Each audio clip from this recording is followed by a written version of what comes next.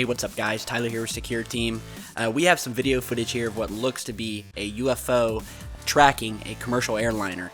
This video was published by the YouTube channel name John's Lisa. It was originally posted on September 26, 2015. If you have any questions, we'll put the link down in the video description to the original channel and you can go and ask her about this sighting. The description posted on the original video is quoted as saying, "I was flying above St. Louis, Missouri today, 25,000 feet in the sky and captured this. What could it be? It does a complete turn, and while going as fast, if not faster, than we were in a commercial airplane." And it's definitely some amazing footage.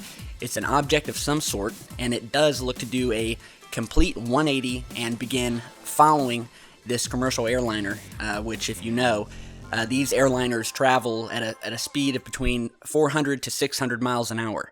So let us know what you guys think down in the comments section. Much thanks to the source of this video for sending it in to us, and let us know what you think. Subscribe, share, check back soon.